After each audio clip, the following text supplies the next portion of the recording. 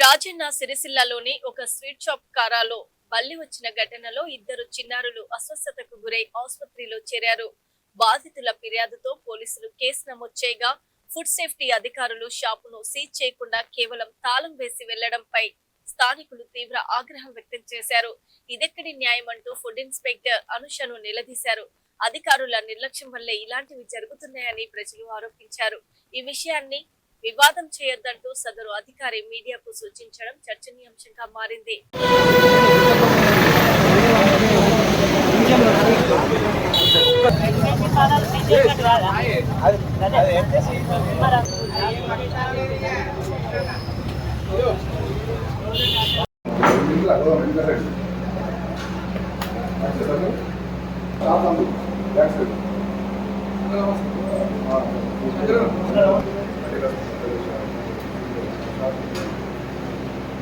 Normal గా మీరు కనిపించాలి కదా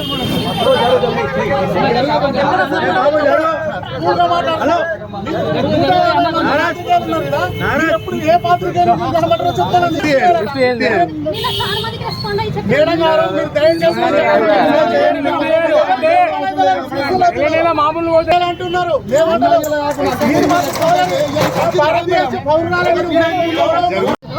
ఒక కారా దాంట్లో పల్లి రావడం జరిగిందండి. దానికి నేను శానిటరీ ఇన్స్పెక్టర్ గారు విజిట్ చేశాము.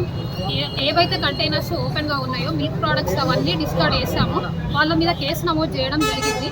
మున్సిపల్ వాళ్ళు 1 లక్ష వరకు పెనాల్టీ చేశారు. అంతే.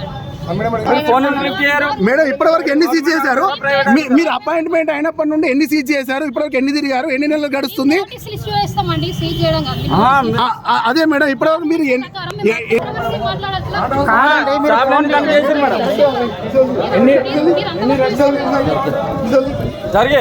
మాట్లాడుకుని వెళ్ళిపోతుందని. రాజన్న సిరిసిల్ల జిల్లాలో ఫుడ్ సేఫ్టీ అధికారులు కరువైపోయినారు. మనకు రాజన్న సిరిసిల్ల జిల్లా ఏర్పడి 10 సంవత్సరాలు కావస్తుంది.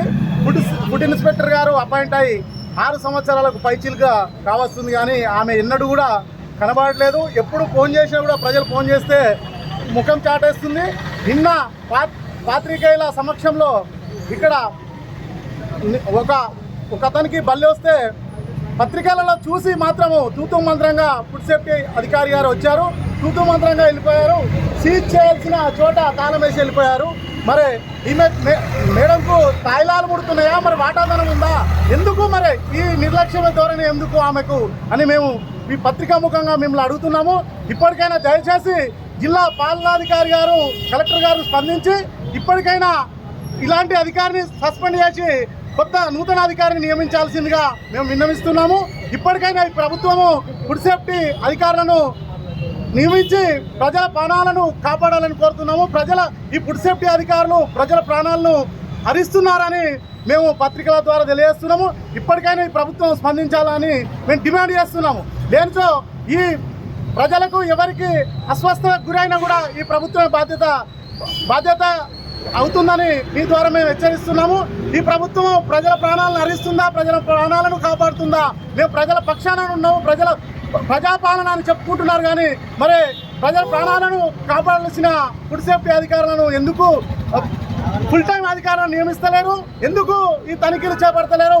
పుట్టగొడుగులాగా పుట్టుకొస్తున్నాయి ఫాస్ట్ ఫుడ్ సెంటర్లు, స్వీట్ హౌస్లు మీరు చూస్తూనే ఉన్నారు.